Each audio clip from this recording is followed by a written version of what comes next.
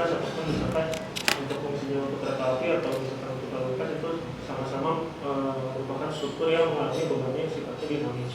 Nah, beban dinamis sendiri itu sangat berbeda dengan sifatnya dengan beban statis, di mana kalau beban dinamis itu memiliki potensi untuk mengalami amplifikasi. Jadi efek beban yang terjadi pada struktur itu bisa lebih besar dibandingkan efek yang dihasilkan jika bebannya kondisinya statis. Nah, rasio antara beban dinamis dengan beban statis tersebut itu perlu diperhitungkan dalam desain. Dalam suatu kon, dalam hal ini di Indonesia itu SRI menetapkan faktor pembesaran beban dinamis itu adalah 30-40% tergantung panjang lingkungannya.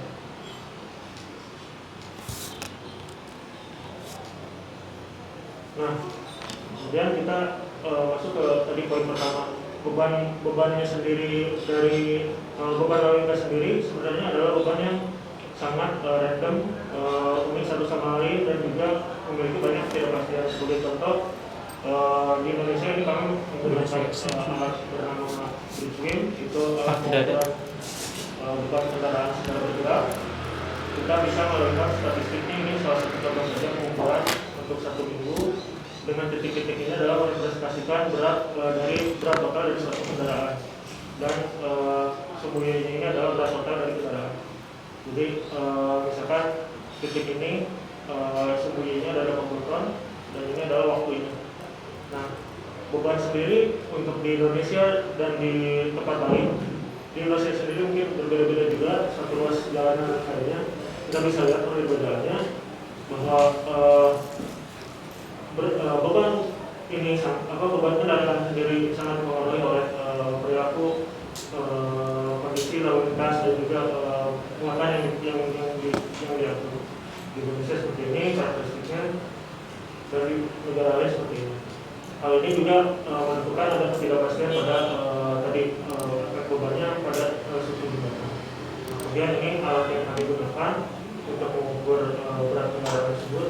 Jadi ada skema sensor di bawah jembatan, kita fungsikan sebagai timbangan. Jadi seolah-olah menjadi timbangan untuk mengukur besaran beban yang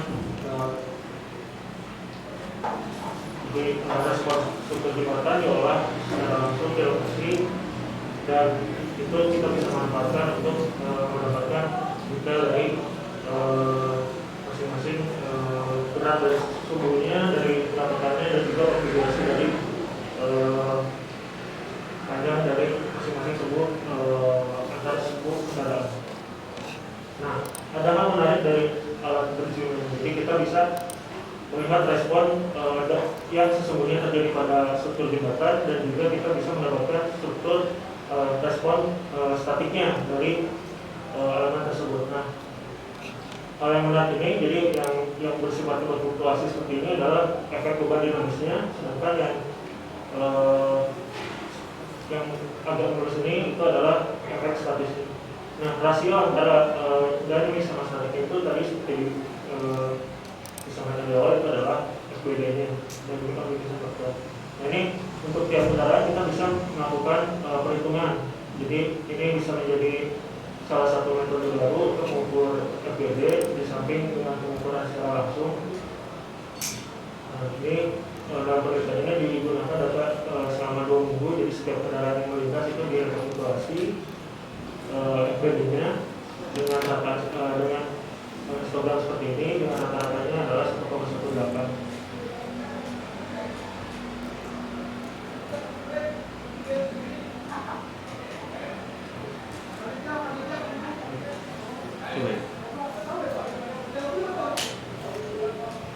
Ini sebarannya jika diplot terhadap gross vehicle weight atau berat total, kita dapat sebarannya seperti ini. Data masing-masing titik ini adalah representasikan FPD-nya dari masing-masing kendaraan pada jembatan tersebut. Dan kalau diplot terhadap speed seperti ini tidak terlihat suatu pola tertentu. Nah, dalam SID kita untuk berkali 30 meter yang seperti kasus ini itu ditetapkan adalah 1,4 atau 40%. Kemudian ada suatu kon dari Denmark yang membuat hubungan antara total beban dinamis dengan gross vehicle weight seperti ini, kurva yang kira-kira menggambarkan representasikan dari data yang cukup mirip dengan yang dihasilkan dari penelitian itu. Nah, nilai rata-rata yang didapat dari penelitian ini adalah 1,18. Nah, bagaimana kami mencoba memformulasikan jika untuk data ini bisa diolah menjadi suatu formula usulan. Jadi untuk yang tulisan penelitian ini seperti apa sih formula yang bisa ditetapkan antara hubungan antara faktor beban dinamis dengan stress weight load. Mungkin gambarannya kita sederhanakan, tidak kurva seperti yang Denmark, tapi kita buat sistemnya bilinear atau persamaan dua garis. Jadi untuk batasannya adalah kurang dari 20 ton, kita tetapkan persamaannya seperti ini, 1,8 dengan stress weight load 80, dan sedangkan untuk di atas 20 ton kita tetapkan 10 ton garis datar. Hal ini bisa mengimprove bahwa memang faktanya untuk kendaraan ringan efek dinamisnya mungkin bisa lebih tinggi dibandingkan kendaraan yang lebih besar. Namun untuk kendaraan yang besar karena gerakan yang tidak stabil dan cukup berat, kendaraan kecepatan lebih ringan, lebih lambat, faktor beban dinamisnya lebih kecil. Jadi ini bisa menggambarkan realita yang terjadi pada struktur jembatan, sehingga kita bisa merencanakan untuk desain yang lebih kecil itu bisa mengantisipasi efek dinamik yang mungkin terjadi itu lebih besar daripada lupa bebannya berapa kali lebih besar. Nah, jadi pertimbangan yang harus diambil di sini karena menggambarkan kita bisa membuat kode yang lebih realistik terhadap realitas tadi hubungan antara FPD dengan IPW. Kemudian yang tadi kendaraan ringan yang bisa memberikan efek yang lebih besar dari kendaraan berat yang besar. Tapi ada kondisi yang kita alami di sini. Jadi kedepannya ini khusus untuk kendaraan belum dilakukan untuk yang lebih besar, dan variasi videonya cukup tinggi sehingga kita harus berhati-hati yang videonya di bawah untuk GPW-nya yang di bawah 20 juta. Konsekuensinya bisa jadi beban lalu lintas di FPD itu di sana bisa lebih rendah dibandingkan yang sudah ditetapkan dalam SNI. Tapi itu tentunya karena sesuai realita, tentunya kita bisa dapat menghemat dengan menghemat desain tapi tetap berdasarkan data aktual. Jadi sesuai aktualnya dan bisa lebih hemat tapi tepat keamanannya. Jadi ini kesimpulan yang bisa ditarik. Jadi secara statistik kalau dari SN itu cukup konservatif dibandingkan hasil yang didapat dari penelitian ini. Kemudian kita mempropos suatu model linear tadi untuk kurang dari 20 ton itu sama garis miring 1,8 kali 20 dan giveaway yang lebih besar dari 20 ton itu seperti ini. Baik, itu yang bisa saya sampaikan bahwa masukannya dari teman-teman sekalian dan terima kasih. Assalamualaikum warahmatullahi wabarakatuh. Terima kasih untuk Pak Widi Nugraha atas pemaparan dari makalahnya. Dari teman-teman juri ataupun peserta, apakah ada yang ingin ditanyakan kepada Pak Widi? Masih ada waktu? Masih ada 5 menit. Oke, boleh dari saya pertanyaannya. Menarik sekali ya presentasinya, tapi saya pengen tahu tadi kayaknya nggak dijelasin datanya tuh ngambilnya dari satu jembatan aja atau ada beberapa set of data jembatan? Jadi untuk kasus ini dari satu jembatan, jadi kita punya satu alat, satu site jembatan yang difungsikan sebagai bridging tadi, alat ini kita pasang sensor di bawah jembatannya, di bawahnya. Jadi keterangannya memang direct. Jadi kasus yang ini hanya untuk satu jembatan. Pengambilan datanya untuk sama rentang berapa lama? Rentangnya selama 2 minggu. 2 minggu aja. Ya. Terus kalau misalnya kan tadi kan emang untuk jembatan pendek yang 30 meter ya. Tapi misalnya ambil basis datanya hanya pada satu jembatan, justifikasi bahwa jembatan ini tuh representatif untuk banyak jembatan pendek itu apa? Ada bedanya nggak ya antara, bahkan mungkin tergantung juga dari seberapa ramenya jembatannya dan sebagainya gitu. Itu gimana ya? Jadi untuk tadi saya masukin ke pembatasan masalah ya Bu, jadi masih terbatas bahwa yang baru bisa dilakukan sampai sejauh ini. Jadi untuk kedepannya untuk bisa merepresentasikan perempuan yang lebih representasi, tentunya kita memerlukan site yang lain juga untuk kalau yang tadi kan ada pakai dasar dari yang Swedia ya? yang Denmark. Kalau yang Denmark itu tuh dia pakai berapa banyak jembatan nggak tahu? Itu quote Bu, jadi belum lihat dari Hasil papernya sih bisnisnya. ya. Jadi kalau itu hasil akhirnya aja yang sudah dihitung. Saya punya pertanyaan lagi, apa masih ada waktu nggak? Sedikit. Masih ada 3 menit. Oke, pertanyaan lanjutannya.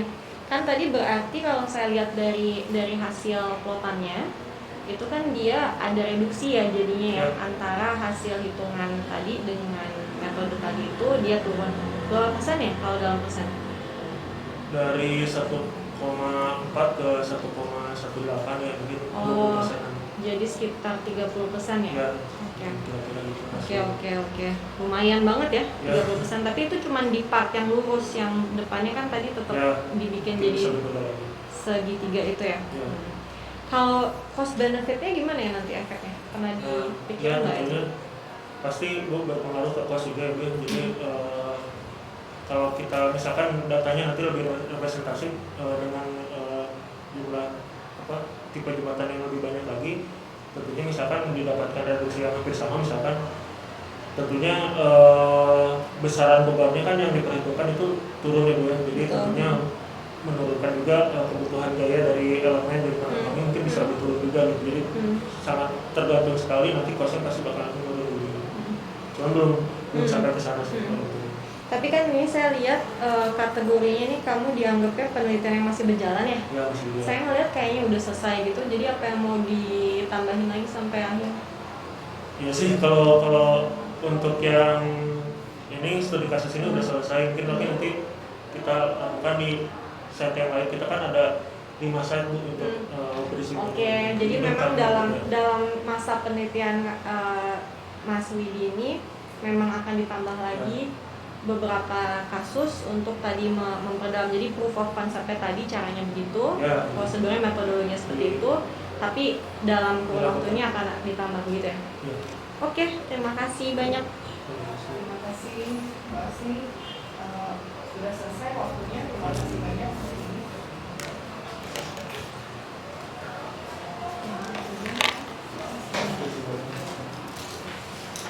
Baik, kita lanjutkan dengan pemakalah kedua pada hari ini, yaitu Pak Inino Justitianisa dari Ibu ya?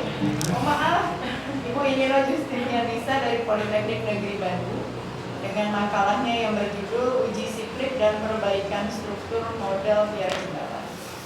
Sama waktu yang disediakan 15 menit dengan atau tanpa Q&A. Terima kasih. Assalamualaikum warahmatullahi wabarakatuh. Selamat siang. Pertama saya mengucapkan terima kasih kepada kesempatannya. Hari ini perkenalkan nama saya Inino Justitianisa dari Magister Terapan Rekayasa Infrastruktur Politeknik Negeri Bandung. Hari ini saya akan memaparkan hasil pengujian saya dengan judul uji siklip dan perbaikan struktur model pier jembatan.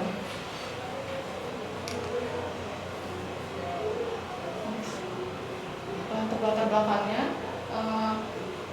seperti yang kita sudah ketahui, Indonesia berada di wilayah lingkar api Pasifik atau cincin api Pasifik, di mana sehingga Indonesia rawan terhadap bencana alam, salah satunya gempa bumi.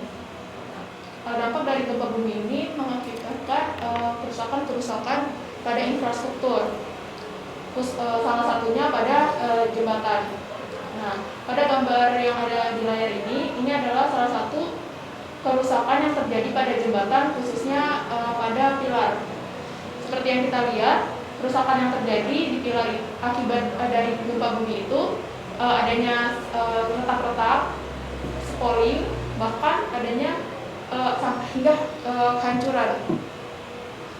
Nah, untuk dari kerusakan ini, kinerja dari struktur tersebut menurun. Nah, untuk mengembalikan kinerja struktur tersebut, maka perlu adanya perbaikan. Nah, untuk perbaikan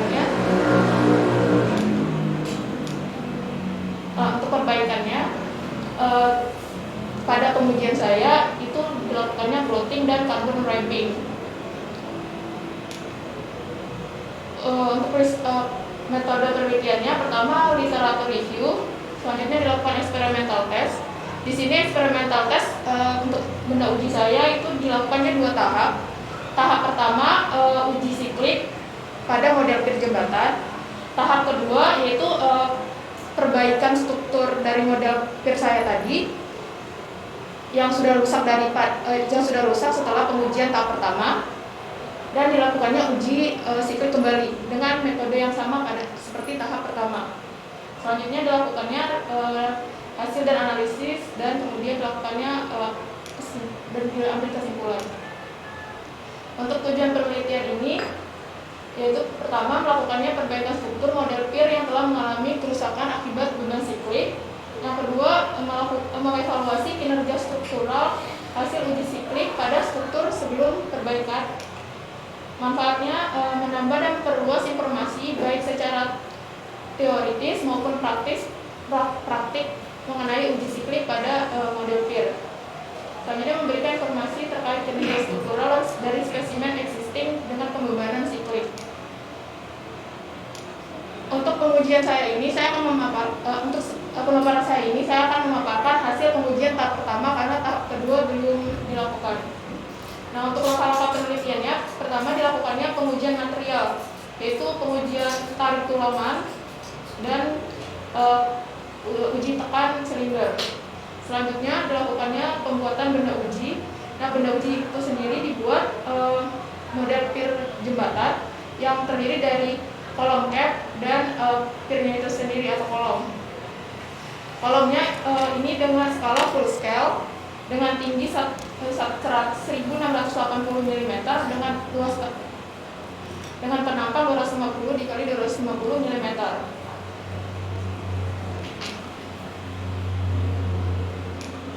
Selanjutnya dilakukannya uji siklik dengan protokol pembebanan mengacu pada SCI 374-105, di mana pengujian ini dilakukan dengan drift protokol pembebanan drift rasio dari 0,2 hingga 3,5 sesuai dengan SCI 374. Dengan satu drift rasio mempunyai 3 siklus, di mana siklus tersebut satu siklusnya memberi satu putaran pembebanan tarik dan dorong. Nah, pengujiannya nanti benda uji akan ditempatkan pada frame load, loading frame. Nah, nanti akan diberikan beban aksial di atasnya. Ada 2 ini, load cell ini akan memberikan beban aksial, kemudian aktuator lateral ini memberikan beban lateral yang menjadi simulasi pembebanan siklik. Nah, kemudian dilakukannya analisis dari hasil luaran kemudian sebelum dilakukannya perbaikan. Untuk analisis hasil penelitiannya mengacu pada SCI 374-105 yang akan dianalisis pertama kekakuan awal, kekuatan puncak, kapasitas reformasi dan degradasi kekakuan serta disipasi energi. Ini adalah pada saat setup. Jadi pengujian ini dilakukan di pushkim. Nah, ini adalah benda ujinya. Benda uji ini diletakkan di loading frame seperti yang ada gambar. Dan ini adalah aktor lateral memberikan gaya lateral sebagai simulasi dari beban lateral. Yang di atas ini adalah load cell. Ini adalah mensimulasikan beban aksial. Dan kemudiannya di samping di tepi pinggir-pinggirnya ini diberi LVDT. Nah, LVDT ini berfungsi sebagai pembacaan untuk gaya untuk displacement. Nah, ini pada saat pengujian, jadi kita mengamati pola perletakan yang terjadi pada saat benda uji ini diberi beban. Nah, ini adalah beban ini adalah pola retak yang telah diberi beban. Terlihat jika pola kerusakannya itu berbentuk diagonal atau akibat geser. Nah, untuk warna merah dan biru ini untuk warna biru menunjukkan akibat gaya lateral dorong, dan yang merah ini menunjukkan gaya lateral tarik. Nah, ini hasil dari pengujian tahap pertama. Jadi di sisi kanannya, setelah dilakukannya pengujian uji klik, sisi kanannya mengalami spalling sampai hingga tulangannya terlihat. Nah, yang kedua, yang di sisi depannya juga mengalami spalling dan terletak di bagian ujung-ujung dari pilar. Bagian kirinya juga spalling, namun sedikit mengalami retakan, dan di bagian belakangnya spalling dan retakan dan mengalami retakan. Nah, retakan-retakan ini didominasi oleh retakan akibat geser. Nah, untuk hasil pengujiannya disajikan dengan kurva histeretik hubungan antara gaya lateral dan displacement. Untuk hasilnya, untuk kekakuan awal itu pada pengujian ini sebesar 456,78 ton force milimeter. Kekakuan puncaknya itu pada drift ratio 2,20% dengan kekuatan puncak arah dorong 8,606 ton force, dan untuk arah tariknya minus 7,8116 ton force. Nah, untuk kapasitas deformasi yang pada tahap pertama ini, untuk arah dorongnya 46,20 mm, dan untuk arah tariknya 46,20 mm. Nah, untuk penurunan kekakuannya itu sebesar 0,1343 ton force millimeter. Nah, hasil untuk disipasi energinya untuk pengujian tahap 1 ini didapat 0,6089 ton force millimeter. Nah, untuk kesimpulan yang bisa kita tarik, kerusakan didominasi oleh retak geser yang terkonsentrasi pada daerah ujung-ujung pier, kemudian terdistribusi semakin lebar ke arah tengah bentang. Nah, hasil pengujian ini menunjukkan bahwa pengujian diberhentikan pada drift ratio 350 pada arah dorong positif.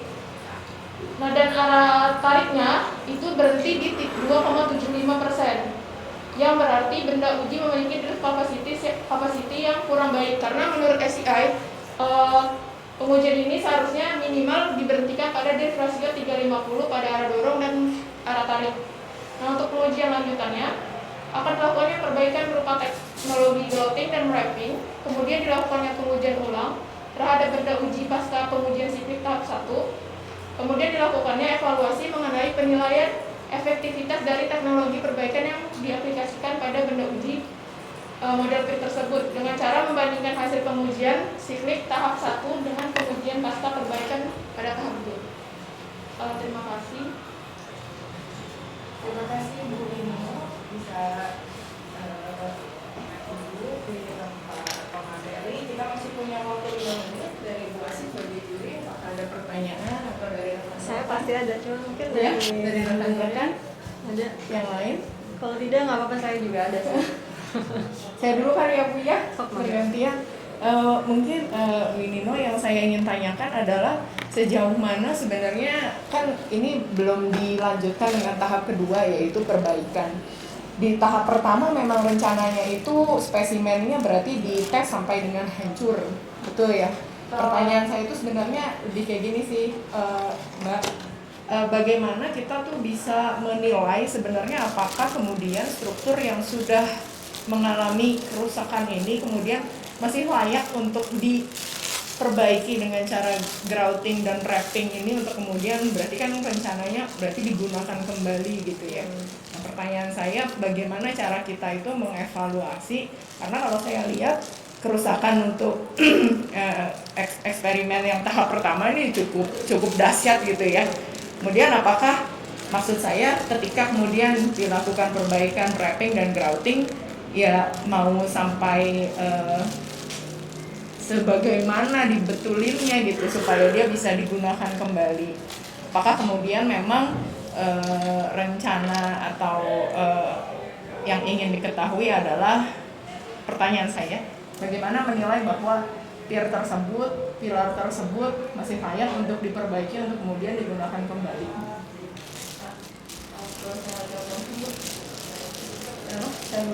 Ya, saya apa?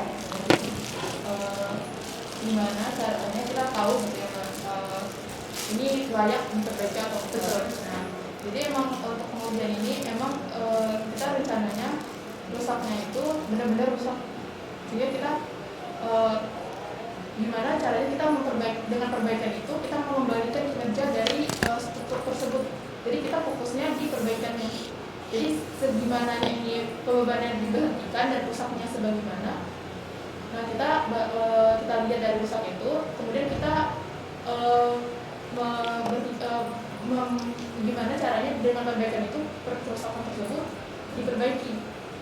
Gimana caranya ini mengembalikan kinerja dari struktur tersebut. Nah, dengan spesifikasi dari material yang kita pakai buat perbaikan itu disesuaikan dengan kerusakan yang terjadi. Jadi kita lihat dulu nih, pertama kerusakan yang terjadi itu akibat geser, dan selanjutnya berapa sih lebar retaknya itu, celahnya itu berapa. Nah, kemudian kan yang kita lihat tadi itu ada yang spalling dan retaknya cukup besar, itu lebih dari 1 mm. Nah, jadi spesifikasi dari material yang kami pakai itu, yang saya pakai itu yaitu kan grouting. Nah, grouting itu menutupi kerusakan spalling tadi. Nah, jadi mereka nanti akan jadi nanti akan dibikin backcasting lagi. Nah, kemudian diisi sama grouting. Nah, yang buat kerusakan geser tadi nanti baru pakai wrapping tadi. Nah, untuk itu dari hasil tersebut kita lihat, kita bandingkan dengan hasil yang tahap pertama gitu, Mbak. Nah, jadi dari hasil tersebut baru kita tahu apakah dengan teknologi ini mengembalikan atau tidak, seperti itu. Jadi jadi fokus pertamanya itu yang tahap kedua, bukan tahap pertama. Jadi tahap pertama yang kita tahu pokoknya direncanakan dibuat hancur. Setidaknya pada saat menguji bebannya nggak bisa naik. Jadi pas menguji bebannya udah turun, diberhentiin. Nah, atau 80% dari Pmax diberhentiin pada daerah stok kening. Nah, udah direncanain hancur, kemudian barulah dievaluasi dengan hasil yang kedua. Sebenarnya saya mungkin banyak juga relasinya sama pertanyaan yang tadi ya. Jadi kan tadi dia sebenarnya driftnya itu tuh udah fail bahkan sebelum dari standar ACI ya kalau saya tangkap. Jadi kan harusnya di 3,5 ya, bukan? Ya, tadi bilang harusnya 3,5 tapi 2,5 udah stop kan kalau masalah gitu ya. Nah, kebetulan saya ingin tanya sih sebenarnya. Jadi kan tadi kan latar belakangnya adalah karena setelah gempa banyak pier-pier yang retak dan sebagainya gitu. Tapi kan kalau pier-pier yang ada di lapangan itu kan dia kan based on standar SNI tertentu misalnya gitu. Nah, sekarang dalam desain yang ini dia patokan pier dasarnya tuh seperti apa? Kenapa kok dia nggak bisa memenuhi tadi standar ACI yang masuk di 3,5%? Ngerti nggak ya maksud saya? Jadi kan kalau logika saya kan berarti dia harusnya starting pointnya si piernya udah pier yang standar gitu kan, standar yang biasanya diaplikasikan seperti apa. Terus habis itu kita dorong sampai dia feel tadi oke, geser. Terus habis itu nanti kita coba aplikasiin retrofittingnya gitu kan ya. Nah, tapi kan berarti sekarang performance-nya pier yang aslinya tuh sebenarnya agak kurang ya. Tadi tulisannya kurang baik. Tidak sesuai minimal dengan standar SCI gitu. Bisa dua hal, apakah memang standar SNI yang dipergunakan ternyata nggak bisa mencapai standar SCI atau memang dari awalnya desain gearnya kurang gitu. Gitu sih, itu pertanyaan pertama. Lanjutannya habis itu saya pengen tahu sebenarnya aplikasinya seperti apa. Kan ini nanti kan akan ada grouting dan sebagainya gitu ya, prosedur dari atau fittingnya. Kalau misalnya nanti kan kalau di laboratorium saya ngebayanginnya berarti nanti kita retrofit sampai nanti dia udah beres gitu lah ya, mungkin sampai dia cukup kuat, semuanya udah beres, selesai baru nanti diuji gitu. Kalau di lapangan nanti aplikasinya seperti apa? Apakah nanti retrofitting itu berarti jembatannya ditutup selama kurang lebih berapa lama atau gimana ya gitu. Jadi aplikasi dari si retrofittingnya ini untuk benar-benar nanti di masa depan dimanfaatkan untuk perbaikan jembatan tuh rencananya seperti apa sih? Mungkin itu aja dari saya tanya. Jadi saya yang tadi itu kan yang maksud itu kan yang misalkan kenapa saya bikin benda uji seharusnya sesuai dengan SID gitu ya. Iya. Nah, kenapa malah jauh dari harapan itu gitu. Iya. Jauh dari SID dan SI. Jadi sebenarnya gini, untuk jembatan ini apalagi pier itu nggak ada nggak ada sebenarnya SNI atau SI. Yang kita tahu yang SI yang kita pakai juga itu untuknya gedung. Karena kan yang kita tahu kalau untuk gedung itu strong kolom, big beam, dan untuk jembatan kebalikannya. Nah, untuk itu kita nggak punya peraturan di sebenarnya. Jadi acuannya yang saya pakai SI ini hanya untuk mengambil parameternya saja dulu. Jadi untuk membandingkan saja, tapi tidak mengikuti aturan mereka. Misalkan berhentinya di 350. Nah, walaupun kitanya pengujiannya tidak sampai, cuman itu kita mengambil parameternya saja gitu. Misalkan di 350 harus berhenti. Nah, sedangkan pengujian tidak sampai, tidak apa-apa gitu. Ya, saya ngerti apa yang akan dilakukan setelah retrofitting. Dalam pembandingannya saya kebayang pasti ingin membandingkan. Cuman yang ingin saya ketahui, kan nanti performance dari strukturnya harus punya standar ya? Iya, jadi Iya kan? Iya. Maksudnya kalau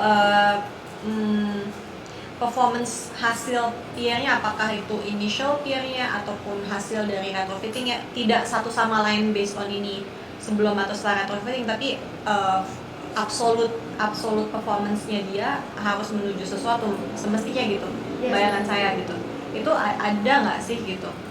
Nggak ada. Nggak ada. Jadi emang cuma jadi SCI-nya itu maksudnya peraturan yang kita pakai hanya untuk mengacu parameter-parameternya saja. Jadi kalau dia tidak mencapai tetap dipakai gitu. Kalau misalkan nggak nyampe dibuang, nggak gitu jadinya.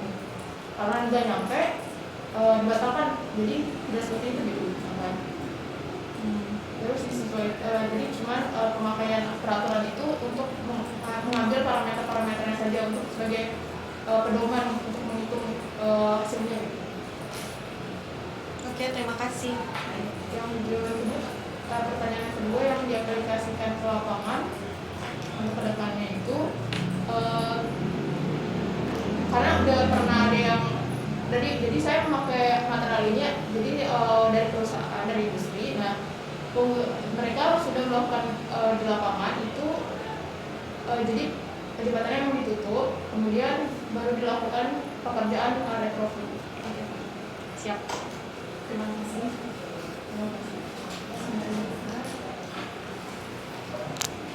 Sesi ketiga pemakalan untuk bagian pertama dari hari ini adalah oleh Bu Festi Ratna Aditama dari Institut Teknologi 10 November dengan judul makalah Reinforcement Detailing of Bubble Deck Slack According to SNI 2847 2019 Literature Review. 15 menit waktu dan tempat saya persilakan. Terima kasih. Assalamualaikum warahmatullahi wabarakatuh. Selamat siang Bapak dan Ibu yang saya hormati di Menteri, Bapak Panitia dan teman-teman yang lain. Izinkan di sini saya perkenalkan dulu, nama saya Festi Ratna Aditama. Saat ini saya semester 1 pasca sarjana Israel. Ini menyampaikan untuk rencana penelitian, jadi dengan judul Reinforcement Detailing of Bubble Deck Slack According to SNI 2847 2019 Literature Review. Pada pagi hari ini ada overview literatur reviewnya, kemudian review atas detail tulangan berdasarkan SNI, antaranya ada dari research plan. Jadi overview pertama ini yang saya baca dari literatur yang saya dapatkan adalah slab merupakan komponen terbesar dari keseluruhan bangunan gedung, terutama jika dibandingkan dengan komponen lain seperti kolom atau pembalok. tahun 1900-an di Denmark sudah pernah dikembangkan terkait adanya bubble deck slab, di mana konsepnya sebenarnya adalah meringankan struktur atau mengurangi dari beton tersebut di slab sehingga dapat meringankan beban atas slab dan juga mengurangi total dari volume beton yang digunakan pada solid slab sebesar 30-50%. Konsepnya sebenarnya cuma di dalam beton ini kita isi dengan semacam hollow. Nah, hollow tersebut juga memanfaatkan dari limbah plastik, jadi di recycle kembali plastik tersebut. Jadi di sini 1 kg recycle plastik bisa menggantikan 100 kg dari beton. Nah, dari situ juga harapannya adalah sudah mereduce atas CO2 emission. Yang terakhir juga tentu saja mengurangi beban struktur yang diharapkan sampai dengan 50% sehingga fondasi yang dibutuhkan cukup kecil. Nah, itu juga korelasi di Indonesia sendiri saat ini belum pernah diterapkan. Di zona gempa di Indonesia kan cukup banyak, sehingga dengan adanya pengurangan berat strukturnya sendiri diharapkan bisa membantu untuk mengurangi dari ukuran fondasi. Nah, ini penerapan yang sudah ada di Milan. Jadi memang konsepnya dia adalah flat slab tergantung pada kolom-kolomnya. Ini beberapa literatur yang saya pelajari, jadi ada 10 literatur. Saya rangkum aja, semuanya mencoba berbagai tebal slab dan juga berbagai ukuran dari variasi dari holonya atau bubble slabnya sendiri.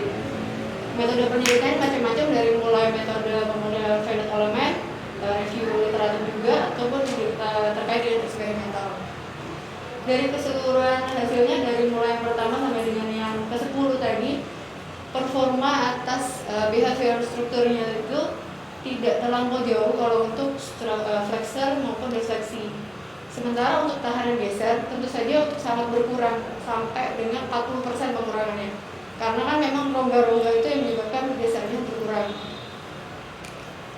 Kemudian selanjutnya, nah ini review atas penulangan berdasarkan SNI 2847/2019, di mana di pasal 25.2 untuk spasi minimum penulangan tidak lebih besar dari 25 mili. Nah, ini yang saya ambil atas salah satu yang review yang saya ambil lagi. Ini gambarnya agak detail.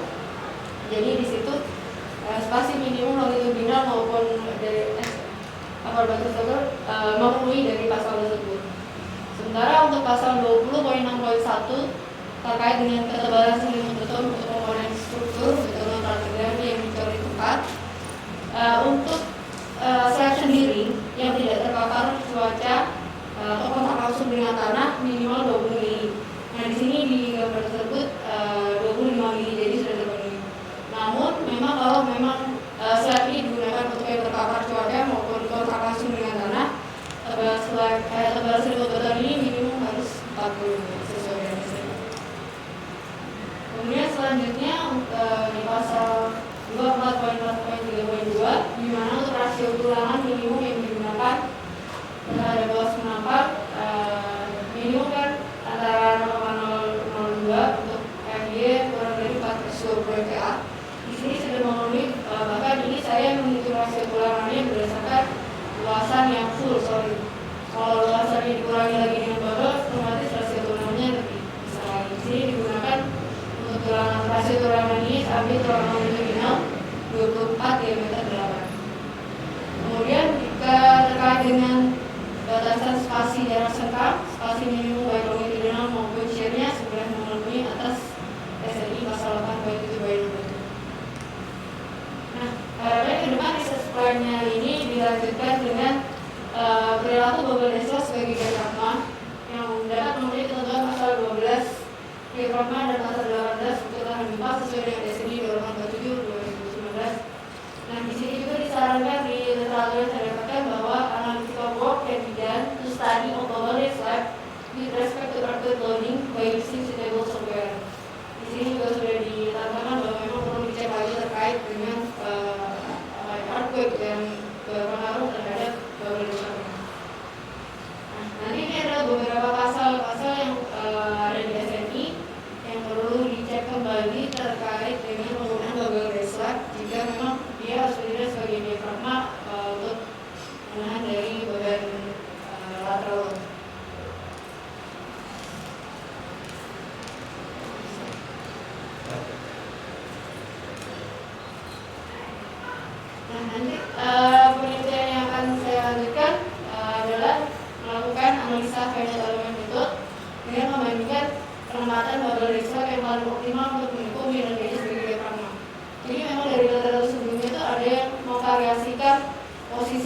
dari bubble-nya, ada yang full, ada yang poligonal, dan ada yang horizontal saja. Nanti kedepannya mencoba untuk analisa Finite elemennya terkait dengan kemampuan dia sebagai diafragma dengan membandingkan mana sih yang paling optimal terkait dengan pola penempatan dari bubble Rexroth ini. Nanti bawahnya itu pre-press, jadi sudah dibuat di pabrik seperti ini. Kemudian bola-bola ini sudah terpasang, jadi tidak akan bergerak lagi. Kalau eksperimentalnya, tapi ini saya mungkin pertama yang Finite element ini. Iya, presentasi dari saya, kurang lebihnya mohon maaf. Assalamualaikum warahmatullahi wabarakatuh. Masukan dari Baik, dari Bu Asih maupun teman-teman, apakah ada yang ingin menanggapi untuk makalah dari Bu Festi? Boleh? Mungkin ada enggak? Tidak. Oke, dari saya. Jadi mungkin saya harus belajar dulu sedikit ya. Jadi si bubble-nya ini tuh isinya apa? Kosong. Angin. Terus berarti ekspektasinya dia nggak boleh kempes, sudah pasti ya. Dan nggak kempesnya itu ya karena dia ada dalam beton, gitu ya. Tapi let's say ada beban ultimate tertentu, ada possibility dia kempesnya. Nah itu tadi di beberapa penelitian itu dia pakai kan material recycled memang, tapi HDPE dengan ketebalan tertentu.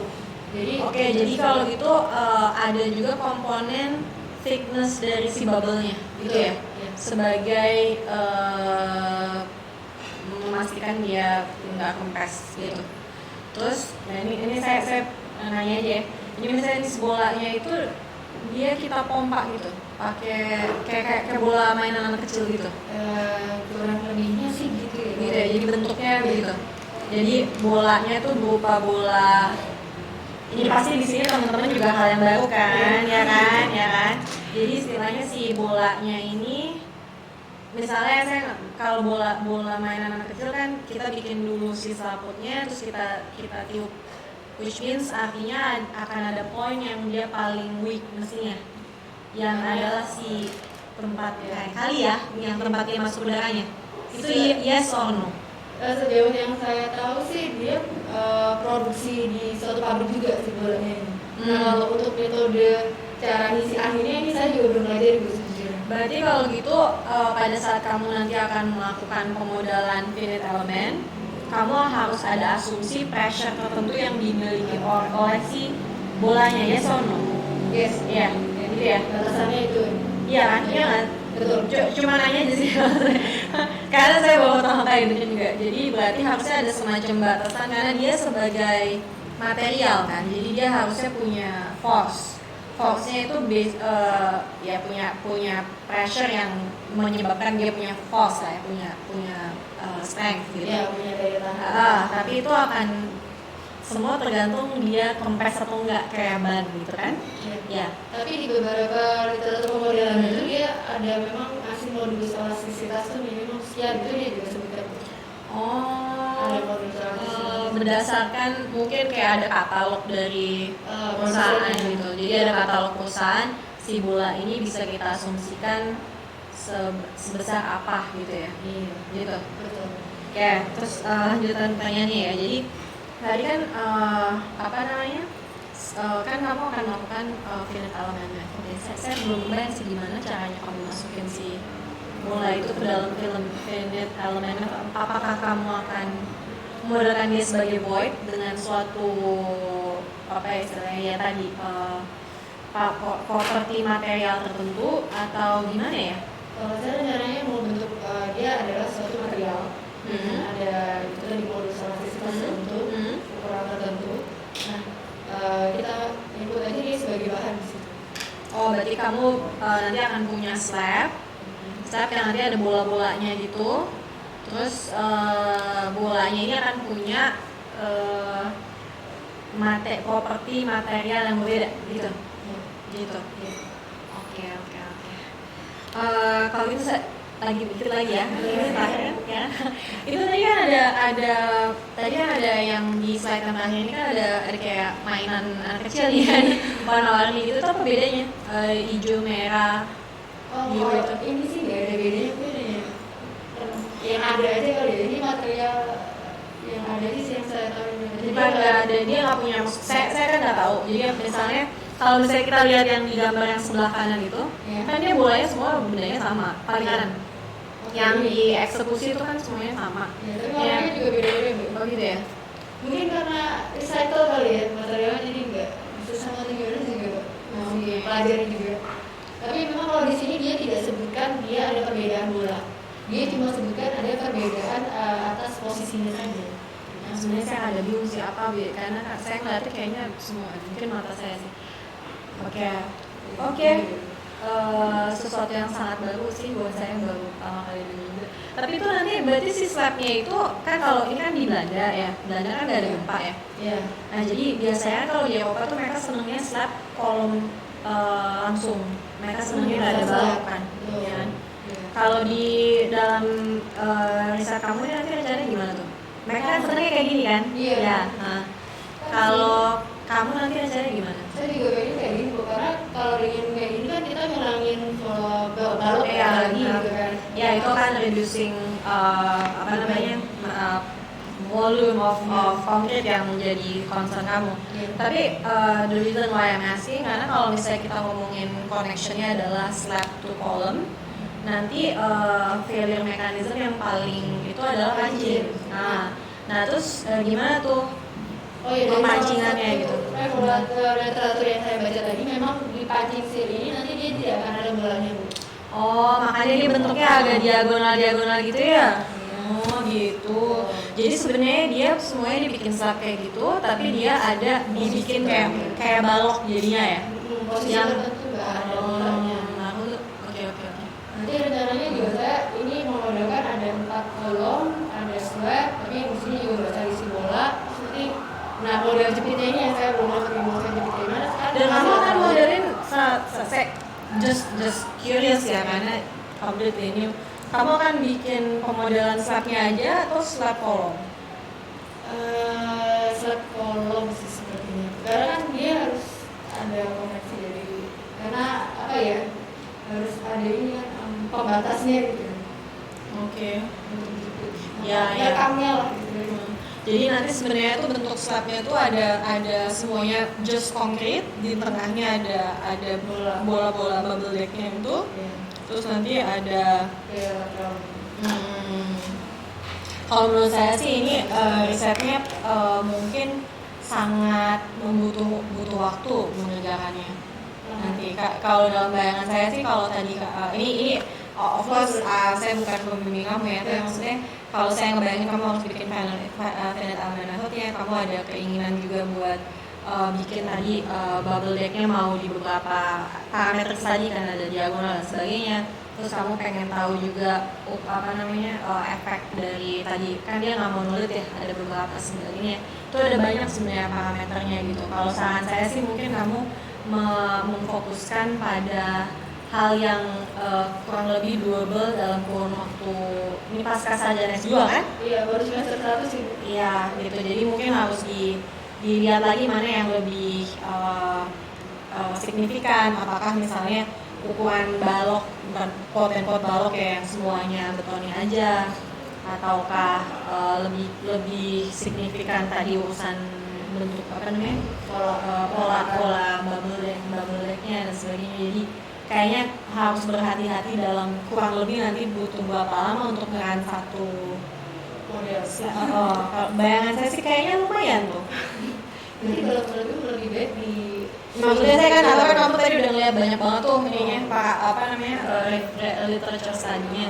Tapi saya nggak ada feel ya gitu. Kalau kita biasanya anak-anak saya suruh mereka cobain dulu ngeran sekali buat dia ada feel kira-kira butuh berapa lama gitu. Apalagi ini mau finite element method untuk satu slab tuh dan dengan kompleksitas bubble deck yang saya nggak tahu gitu. Yang tadi kan saya nanya how are you going to model it inside finite element method tuh juga another additional question gitu, ada kemungkinan juga kamu pressure-nya bisa kamu ubah kan, atau apa, I don't know kan, kamu yang lebih ngerti gitu. Jadi ya ini just out of outsiders perspective, kalau menurut saya sih baiknya lebih di spesifikin apa yang mau dilihat gitu supaya kamu lulus.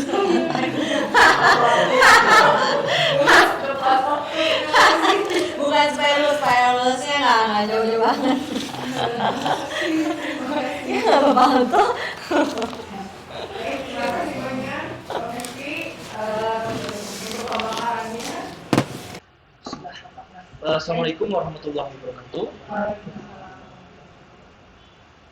Terima kasih atas kesempatan yang diberikan, Bapak-bapak, Ibu-ibu, dan rekan-rekan yang saya hormati. Perkenalkan, saya Irwan dari Politeknik Negeri Bandung, akan mempresentasikan tentang hasil penelitian mengenai analisis kinerja komposit hibrid aerated autoclave concrete panel dengan lapisan beton bertulang terhadap bentur.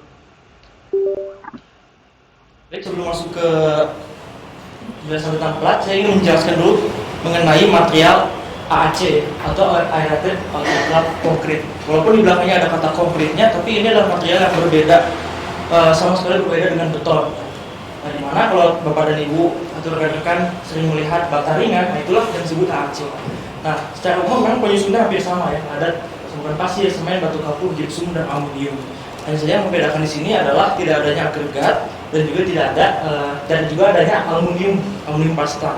Nah, di mana aluminium pasta ini pada saat pembuatan materialnya nanti akan menghasilkan gas yang akan menghasilkan gelembung-gelembung dan membentuk rongga. Jadi kalau kita lihat material itu berongga. Jadi beratnya pun hanya sepertiga dari beton biasa. Biasanya 2,4 ton ya, 2,4 ton per meter kubik, ini hanya 826 kg per meter kubik. Nah, di mana saya juga pernah melakukan pengujian tentang sifat fisik dan mekanik dari AAC ini. Dilihat kuat tekanannya memang rendah, hanya 4,73, rata-rata itu 5-6 ya, dalam di pabriknya. Kemudian modulus elastisitasnya pun jauh, kalau beton biasa 20.000, ini hanya 560 MPa. Nah, mengenai berat isi seperti yang sudah saya jelaskan barusan, di mana produk ini sudah sering dimanfaatkan sebagai produk konstruksi. Paling sering itu bata ringan. Ada juga di panel lantai ringan, detail AAC, dan juga panel perikes AAC. Dan yang mau saya bahas adalah panel lantai perikes AAC ini yang menjadi core dari penelitian saya, objek penelitian saya. Nah, di mana panel lantai ringan AAC ini sudah diproduksi oleh pabrik, sudah banyak yang memproduksi. Jadi ini adalah panel perikes terbuat dari AAC. Nah, di mana pabrik sendiri mengklaim bahwa kuat tekan atau beban impos dari panel ini adalah 400 kg per meter persegi. Maksudnya beban impos ini adalah panel ini mampu dibebani dengan beban hidup dan juga beban material di atasnya sebesar maksimum 400 kg per meter persegi. Dan panjang yang sudah ada standarnya. Nah, hanya saja dengan beban yang sudah dibuat tadi, yaitu sekitar 400 kg per meter persegi, kita hitung, maka dalam perencanaan di SNI 1725 2020, di mana penggunaan panel ini ternyata hanya bisa untuk ruangan dengan beban-beban yang tidak terlalu berat. Asumsikan begitu lagi-lagi hanya sekitar 3,26 kN per meter persegi. Kalau kita lihat di SNI, maka hanya bisa untuk ruang-ruang seperti ruang kantor, ruang pasir, dan juga ruang-ruang yang lainnya. Tapi untuk ruang komputer, misalkan lobby gedung dan perkantoran, itu tidak bisa digunakan. Oleh karena itu, kami mencari celah bagaimana meningkatkan kapasitas lentur dari plat ini. Nah, kami menemukan suatu celah di mana pada aplikasinya di lapangan, panel lantai AAC ini pada lapisan atasnya selalu diberi lapisan tambahan. Karena kalau tidak diberi itu, maka akan sangat rentan sekali mengalami kerusakan. Bisa lapisan waterproof, tapi beton atau pasangan keramik. Lapisan atasnya. Nah, namun lapisan atas itu saat ini masih sering dianggap sebagai super deadload, beban mati tambahan. Nah, idenya adalah bagaimana caranya supaya lapisan atas itu juga berfungsi sebagai lapisan struktur. Jadi tidak dihitung sebagai beban mati tambahan, tapi juga bisa memperkuat struktur. Nah, ide kami adalah dengan melakukan lapisan atas panel tersebut dengan beton normal. Kami di sini melakukan suatu eksperimen, yaitu dengan cara melapisi lapisan atas panel tersebut dengan lapisan yang tersebut dengan topping beton terbuat dari beton 20 MPa. Kemudian kami hubungkan antara kedua lapisan tersebut dengan lapisan shear connector yang terbuat dari baja tulangan 6 mm, kemudian dilapisi juga dengan wayang mesh. Di sini kami membuat 7 benda uji.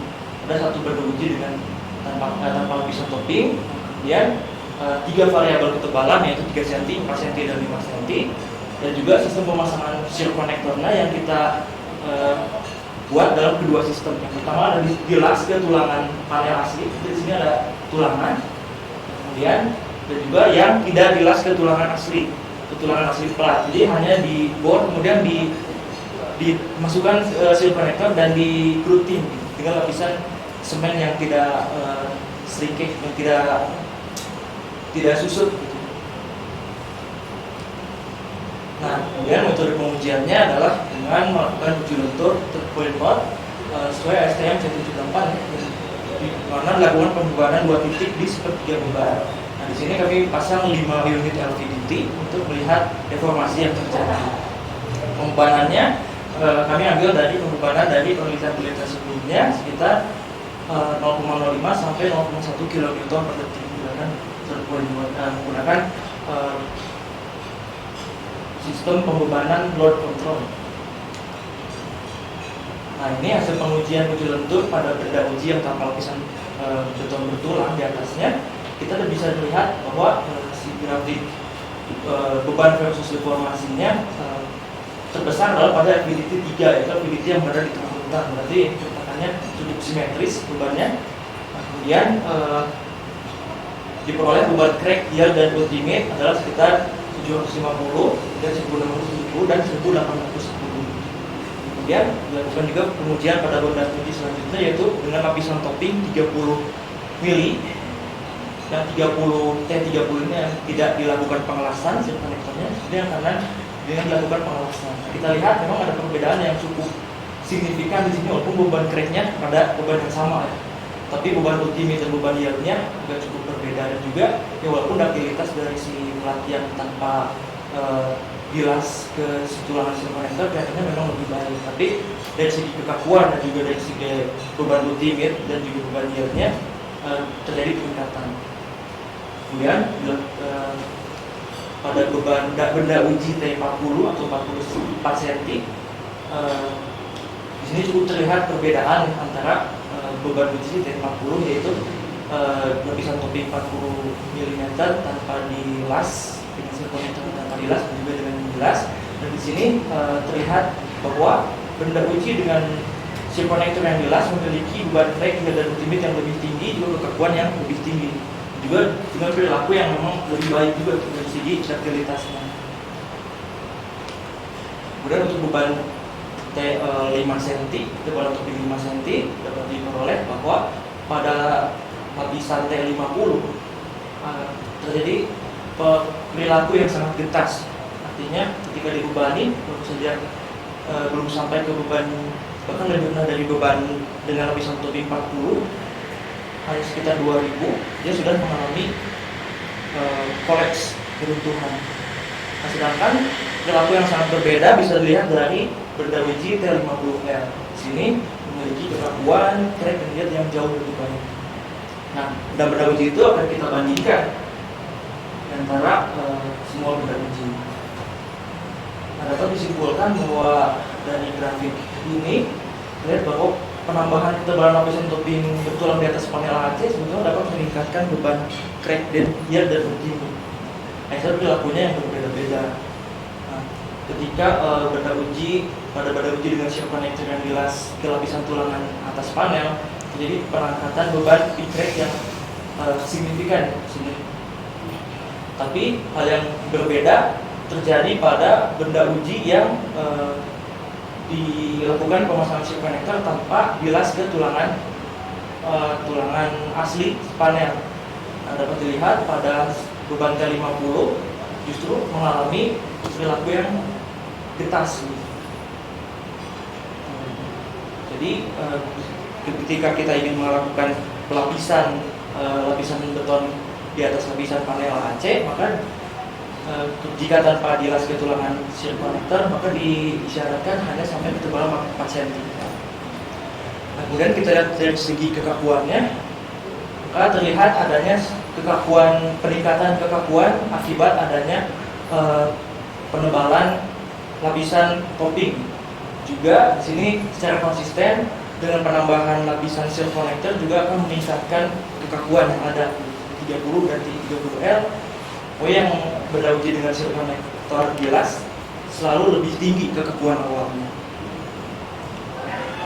Itu hasil penelitian ini. Kemudian dilihat dari pola keretakan, semua benda uji mengalami hal yang pola keretakan yang cukup sama, yaitu keretakan lentur dimulai dari tengah beban, dari tengah plat. Nah, tapi perilaku yang berbeda ada pada T50L. T50L ketika beban hampir mencapai beban ultimate, maka yang terjadi adalah keretakan geser. Bisa lihat dari si keretakan yang berbentuk diagonal, sehingga kondisi buah pada benda uji T50 sebetulnya sudah diperlukan tulangan geser seperti balok pada ini. Jadi hasil kesimpulan kami pada panel komposit review dengan shear connector yang bilas tulangan panel, penambahan lapisan topping beton bertulang dapat meningkatkan crack yield dan ultimate sebesar 89, 11 dan 19%. Kemudian pada panel komposit review shear connector yang tidak bilas juga terjadi peningkatan kinerja panel berupa beban crack yield dan ultimate, namun hanya sampai ketebalan 40 dan tidak dianjurkan pada ketebalan 50 mm. Kenapa? Karena perilakunya sudah getas. Bisa jadi lapisan topping tersebut justru malah sebagai beban, tidak menjadi struktur. Kemudian peningkatan ketebalan lapisan topping beton bertulang meningkatkan kekakuan panel hingga yang paling besar adalah 363 atau 3 kali lipat kekakuan awalnya. Kemudian kekakuan awal untuk shear connector yang bilas secara konsisten selalu hasilnya lebih tinggi dengan yang tidak bilas dengan perbedaan 66,21%. Baik, sekian pemaparannya saja. Terima kasih Mas Irwan. Kita masih punya waktu 5 menit dari teman-teman maupun Bu Asi. Jika ada pertanyaan atau saran bisa disampaikan. Ruangan kita pendiam-pendiam ya. Iya, kalau pasti. Yang seru nih. Kayak dari saya berarti ya. Gini, boleh ini nggak Mas? Saya minta diajarin lah ya apa sih tadi itu. Jadi pertama-tama tadi panelnya itu berarti ingin untuk jadi plat lantai kan ya? Iya. Plat lantai. Berarti kalau gitu dia lebarnya relatif lumayan ya, 1 meteran. Lebarnya standar dari pabrik 60 cm. 60 cm. Berarti kalau misalnya dipasang, kalau misalnya saya biasanya aplikasinya tuh biasanya untuk bangunan rendah berarti ya? Kalau Iya. bangunan tinggi jarang berarti. Gedung untuk bangunan tinggi bisa, yang dari concern di sini kan si bebannya. Ya, enggak, saya pengen tahu apa namanya? Ini kan berarti udah barang udah jadi. Ya. Selama ini biasanya diaplikasiinnya di mana? Oh, itu di bangunan gedung. Di bangunan gedung. Terus nanti biasanya dia kan ini seperti ini berarti misalnya untuk lantai, let's say lantainya segini ini kan antara balok sama balok mungkin ukurannya berapa nih? 4 meteran lah ya. 4 meter. Nah, itu berarti dia harus ada balok anak di situnya. Jadi nanti dia pasang terus nanti ada antar si panelnya gimana cara masangnya? Jadi sebetulnya seperti di pabrik ini ya. Jadi pabrik itu sudah menyediakan panel berkes ini dengan panjang yang bervariasi dari 2 meter sampai ke 4 gitu. meter. Jadi kita tinggal menyesuaikan saja membuat balok-balok anaknya. Mau 4 Oke. meter, 3 meter atau 2 meter. Kemudian antar pelat ini supaya tidak bergeser itu ada sirkenya. Sirkenya itu berupa tulangan yang mengunci antara panel-panel ini. Oh, Jadi tidak akan gitu. tergeser. Dan kemudian nanti digrouting oleh material group yang khusus untuk AC. Karena AC dan beton sebetulnya tidak nyatu. Jadi si ininya misalnya sekarang saya punya panel-panel gitu, dia di ujung-ujungnya tuh dia ada kayak tempat buat naruh tulangan gitu di Ya. ujung-ujungnya atau gimana? Jadi misalkan kita akan ditaruh di atas balok. Nah, jadi kita hanya disediakan balok dengan lebar minimum 15 cm di pabriknya. Nah, seperti ini. Hmm? Nah, jadi untuk circuitnya itu tidak jadi ada tulangan vertikal ke bawah seperti kunci ini akan mengunci si circuit antar panel sehingga tidak bergeser, terutama ketika terjadi gempa. Nah, tadi si tulangan circuitnya nanti di sini memanjang. Dan itu kan kalau saya ngeliat dari gambar ini berarti kalau dari tabel L-nya bisa saya atur. Misalnya sekarang saya mau bikin itu paling lebar di tetap 600 kan berarti ya kan? Semua 600. Berarti 60 cm maksudnya ya kan? Ya standarnya 60 cm, terus lebarnya tuh berapa? Maaf, panjangnya lebar 6 dulu, panjangnya ini bervariasi. Ada yang 1,2 sampai 4. Oke. Ininya tuh yang 60. Jadi ini saya ngelihatnya kayaknya dia kecil tapi sebenarnya 60 gitu ya? Iya, betul. Sepertinya Soalnya saya nggak ngelihat gambarnya, saya imajinasinya tuh cuman segini mas, segini imajinasi saya. Berarti lumayan besar ya sebenarnya ya? Iya. Oke. Terus sudah gitu yang sekarang saya mau nanya dari spesimennya. Tadi kan spesimennya berarti benda ini kita tambahin layer ya di atasnya. Layer di atasnya itu nanti ada shear masuk ke dalamnya ya. Kayak dikasih bolong-bolong tadi saya lihat. Ada shear connector. Itu yang pakai bolong-bolong yang tadi itu. Iya. Boleh digeser mas ke yang tadi cara ini. Saya pengen tahu, dijelasin aja mas ini apa sih? Jadi ini bolong-bolong ini punyanya si panel kita.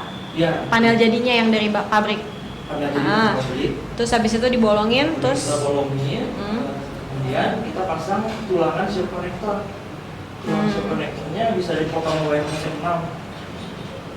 Oke. Kita las ke tulangan utama si panel. Tulangan utama panel itu yang mana ya mas ya? Itu saya nggak. Panel ini juga sebetulnya ada tulangannya, tulangan dan panelnya. Bisa lihat di sini ada seperti grid. Nah itu adalah tulangan bawaan dari pabrik. Tulangan di dalam panel ini. Panel sudah jadi. Dilasnya gimana caranya mas? Dilasnya ya kita buat lubang dulu sekitar 5 x 5 cm di bobok.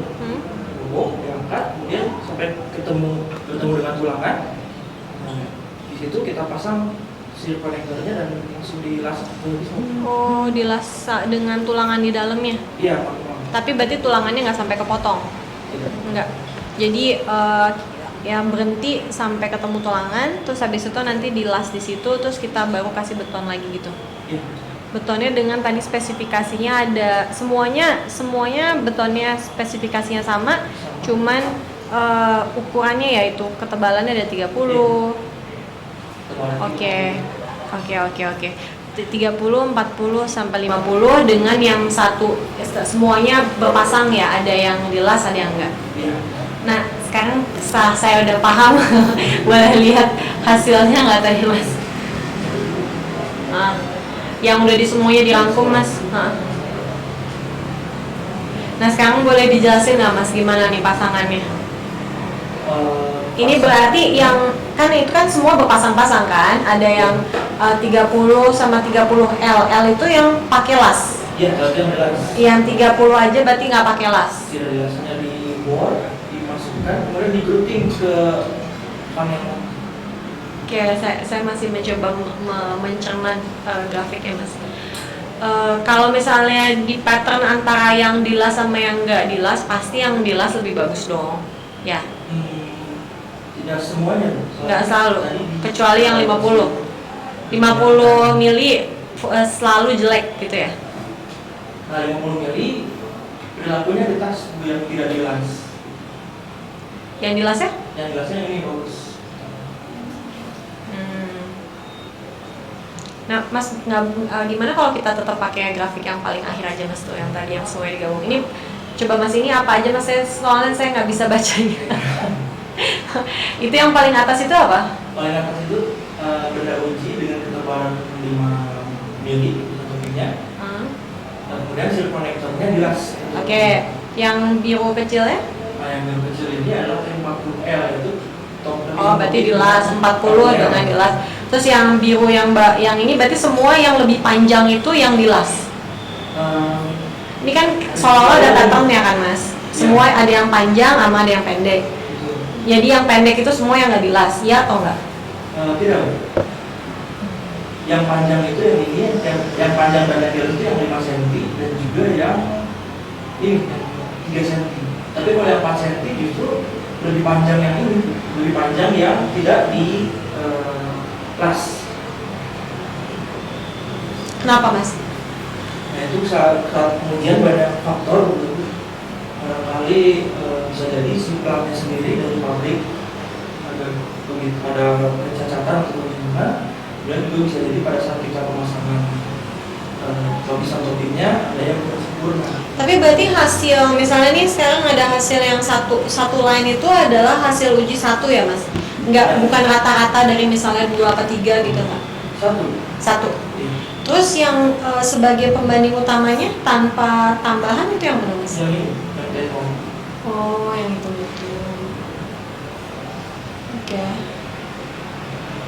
Oke, terima kasih mas atas penjelasannya. Mangga. Itu tadi kan 40 banding ya, itu lubangnya per jarak berapa ya? Berjarak 20 cm. Arahnya sama kalau enggak lama nggak lubangnya? Cepat nggak? Pemasangan itu? Masa lubanginnya itu kan butuh waktu tuh. Cukup untuk satu panel ini sampai 1 jam ya cepat. Satu panel 1 jam. Tidak sampai 1 jam. Hanya 30 atau 40 menit. Karena kita masih satu lama butuh banyak ya. Itu lubangnya banyak juga ya. Nah, karena penelitian ini masih dalam skala penelitian. Ketika penelitian ini berhasil, diharapkan nanti sirkonektor itu dari pabriknya. Dari blokir Ya, jadi pabrik menjual panel yang sudah ada sirkonektornya. Jadi kita pasang ya sudah pasang wire mesh itu sudah dijual. Terima kasih. Baik, itu juga sudah habis. Terima kasih banyak Mas Iwan atas pemaparan makalahnya. Untuk sesi yang terakhir adalah Bu Sofia Amida dari Universitas Andalas. Kebetulan ibunya masih berada di Padang sehingga akan join melalui Zoom. Judul makalahnya adalah analisis kinerja seismik jembatan PCI girder monolit di daerah gempa kuat, yaitu di Bandung. Suara kita kedengeran ke sana? Terdengar, Bu. Oke. Baik, silakan Ibu Sofia bisa dimulai untuk pemaparannya. Untuk kontrol slide akan dibantu dari kami. Bu Sofia tinggal memberikan aba-aba saja jika sudah ingin next ke slide presentasi selanjutnya. Waktu 15 menit ya Ibu, kami persilahkan. Assalamualaikum warahmatullahi wabarakatuh. Waalaikumsalam. Sebelumnya saya mengucapkan terima kasih banyak kepada Bapak dan Ibu atas kesempatan presentasi kali ini. Saya Sofia akan mempresentasikan makalah saya tentang analisis kinerja seismik jembatan PCI girder monolit daerah gempa kuat. Next. Terkait dengan jembatan ini, pertama saya ingin menyampaikan bahwasanya jembatan dalam kasus penelitian saya ini adalah jembatan PCI girder yang dibuat monolit, yang mana memiliki ketinggian pilarnya mencapai 46 meter dan terletak di daerah gempa kuat, sehingga tujuannya dibuat monolit ini untuk mengakomodasi deformasi lateral serta memperoleh kekakuan yang tinggi. Next. Alasan mengapa saya memilih jembatan ini menjadi topik dalam tesis saya, yaitunya jembatan ini dibangun pada tahun 2005 dan ini didesain jauh sebelum peraturan gempa SNI 2833 2016 tentang peraturan gempa jembatan diterbitkan, sehingga perlu melihat bagaimana respons struktur jembatan dan bagaimana dan memprediksi kinerja jembatan ini saat terjadi gempa. Next. Nah, ini adalah detail jembatannya, terdiri dari 4 bentang dengan ditumpu oleh 3 pilar yang cukup tinggi, yang ketinggiannya mencapai 46,5 meter. Next. Dan ini adalah bentuk sambungan antar girder dengan kepala pilar jembatan. Dan di gambar 5 ini menunjukkan potongan penampang dari pilar jembatan, dan semua ketiga pilarnya itu memiliki penampang yang tipikal dengan tipe void. Next. Untuk analisis singkat kinerja jembatan ini mengacu kepada NCHRT 440 tahun 2013, yang mana dalam ini parameter yang digunakan yaitu displacement flexibility. Next. Nah, untuk tahap metodologinya, yang pertama dimulai dengan pemodelan. Pemodelan ini dilakukan pada software Midas Civil 2019, yang mana untuk pelat sidek jembatan ini dimodelkan sebagai elemen flat, dan untuk si pier light dengan beamnya itu dimodelkan sebagai general beam di midasnya. Lalu untuk sambungan antar girder dengan kepala pilar yang disatukan secara monolit itu menggunakan rigid link, karena dia benar-benar kaku gitu, monolit, sedangkan untuk sambungan antara kepala pilar dengan pier-legnya itu menggunakan elastic link tipe rigid. Next. Untuk pembebanan digunakan beban gravitasi dan input response spectrum. Beban gravitasi ini meliputi berat sendiri struktur seperti pilarnya, flat decknya, terus diafragma, beamnya sendiri. Kemudian ada beban mati tambahan seperti aspal, railing, atau barrier. Dan yang ketiga, beban hidup. Untuk beban hidup ini, terutama untuk kategori jembatan yang standar, itu saat kombinasi beban gempa ekstrim 1, beban hidupnya diabaikan. Selanjutnya, input response spectrum. Di sini dari hasil ambil response spectrum dari kegiatan, terletak pada zona gempa 4 dengan jenis tanah sedang, dengan karakteristik PGA-nya 0,35 B, SS-nya 0,76, dan S1-nya 0,28. Untuk menganalisisnya ini menggunakan analisis crossover dengan melakukan peningkatan perpindahan, sehingga diperlukan target perpindahan yang cukup besar agar terlihat bentuk keruntuhan jembatannya. Dan untuk titik kontrol perpindahannya itu diambil pada puncak pilar jembatan. Nah, selanjutnya analisis ini dapat juga mengestimasi bagaimana urutan dan pola terbentuknya sendi plastis. Untuk tipe pilar dengan portal itu sendi plastisnya diizinkan terjadi pada top dan bottom pilar. Next. Nah, dari hasil running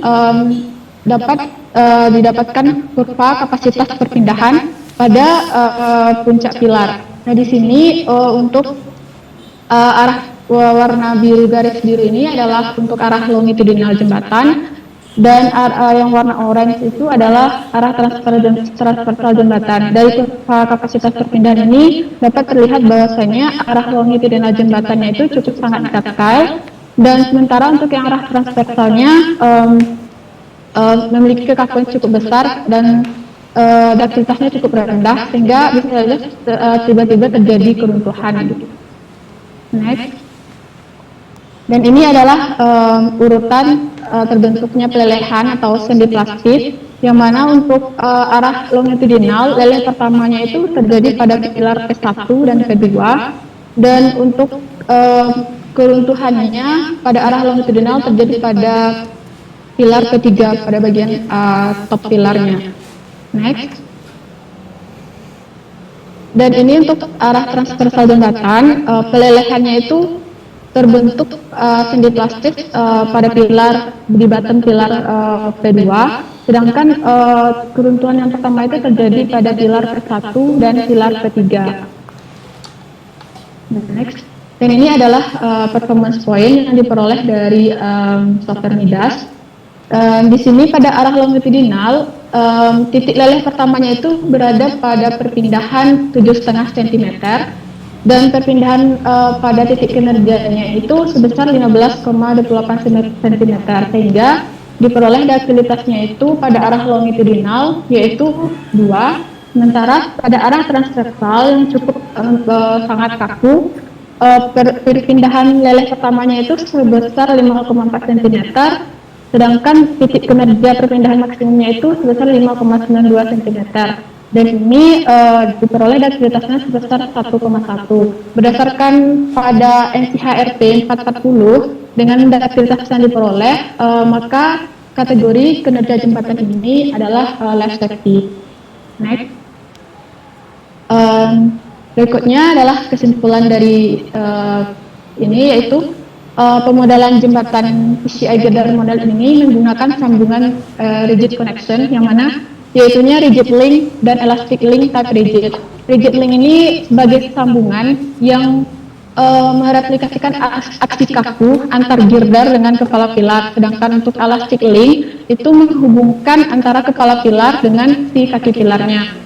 Kemudian untuk arah longitudinal dan transversal jembatan akibat gaya gempa, perpindahan maksimumnya itu masing-masing 15,28 cm dan 5,92 cm, sehingga diperoleh kinerjanya yaitu life safety, di mana saat terjadi gempa dia menimbulkan kerusakan pada pilar jembatan namun tidak menyebabkan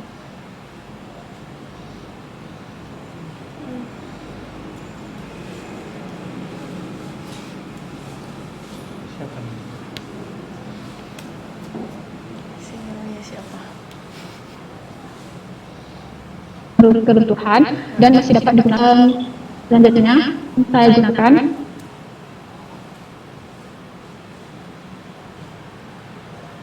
ini adalah beberapa referensi yang saya gunakan. Ya, halo. Iya, tadi sempat terputus, Mbak. Silakan lanjutkan. Iya, ini adalah referensi yang saya gunakan dalam penulisan makalah DTC saya ini. Dan mohon maaf atas segala kekurangan. Terima kasih atas perhatian Bapak dan Ibu. Saya harapkan saran dan kritikan terhadap makalah saya. Terima kasih. Baik, terima Terima kasih kasih. banyak atas presentasinya. Mungkin bisa langsung siapa yang ingin bertanya? Habis makan siang semuanya Masih loading. masih ini ya. Oke, jadi saya mungkin ini ya. Jadi sebenarnya kalau yang tadi saya tangkap dari presentasi Mbak Sofia ya, Mbak Sofia ini sebenarnya melakukan assessment dari suatu jembatan monolit yang udah ada gitu ya, yang mungkin menggunakan SNI yang sebelumnya terhadap beban seismik yang baru gitu ya. Iya. Begitu. Terus udah gitu ini sebenarnya jembatannya sendiri itu jembatan hipotetik atau ada? Jembatannya ada, Bu. Jembatannya ada. Terus data-data kekakuan yang tadi didapat, misalnya strukturnya itu seperti apa, itu dapat dari data lapangan based on gambar, as-built drawing atau bagaimana? Data gambar as-built drawing-nya, Bu. Oh gitu. Jadi ada as-built drawing yang dipergunakan untuk nanti membuat pemodelan numerik yang dilihat tadi itu gitu ya.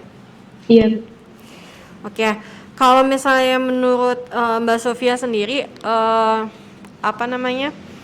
ada nggak ya kekurangan dari pendekatan numerik dalam analisis kapasitas strukturnya terhadap gempa?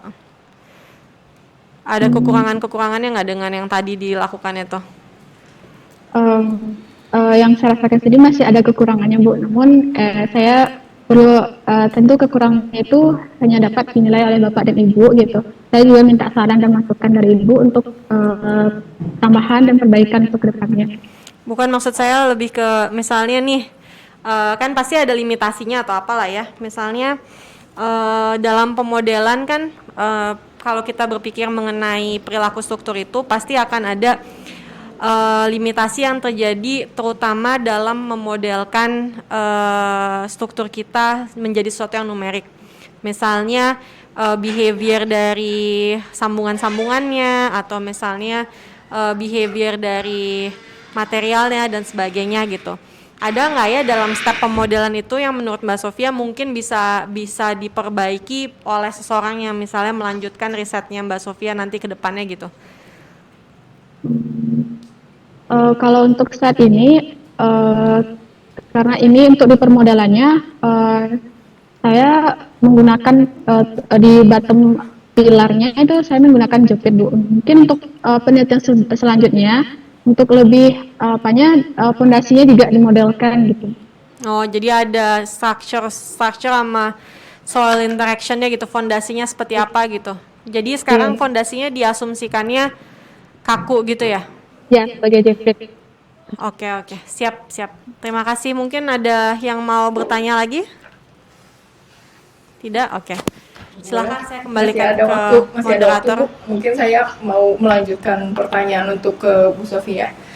Apa yang melatar belakangi Mbak Sofia untuk mengambil contoh jembatan yang dipilih sebagai objek penelitian ini gitu? Apakah dicari jembatan yang dibangun dalam kurun waktu tertentu sehingga yang masih didesain dengan peraturan lama, atau ada ciri-ciri lain yang memang disasar, yang dituju untuk menjadi objek analisis kinerja seismik ini gitu? Ya, baik Bu. Kenapa saya alasannya memilih jembatan ini? Pertama itu saya juga ada rekomendasi dari dosen, Bu. Jadi pernah jembatan ini berkasus gitu, pilarnya bergeser gitu. Dan kemudian dia juga terletak pada daerah yang cukup rawan, yang cukup berisiko terhadap gempa. Dan juga dia tuh mempunyai sambungan yang monolit, itu yang juga saya tertarik dengan pilarnya yang tinggi gitu. Jadi itu yang membuat saya tertarik untuk menjadikan jembatan ini menjadi studi kasus dalam tesis saya. Oke, pertanyaan yang terakhir dari saya, kemudian berdasarkan hasil yang telah dicapai oleh Mbak Sofia dalam penelitian yang sekarang ini, apakah kemudian hasil tersebut dapat dijadikan sebagai istilahnya kesimpulan yang general untuk kinerja seismik jembatan monolit pada umumnya, atau ada batasan-batasan tertentu, misalnya jembatan monolit untuk bentang sekian, maka yang dibangun dalam kurun waktu dari tahun sekian sampai sekian, maka kinerjanya more or less sama seperti hasil yang telah Mbak Sofia dapatkan, atau kesimpulannya seperti apa gitu, penerapan atau istilahnya dapat dijadikan sebagai acuan untuk kinerja seismik jembatan lainnya. Mungkin untuk dengan kasus jembatan yang memiliki kurang lebih sama dengan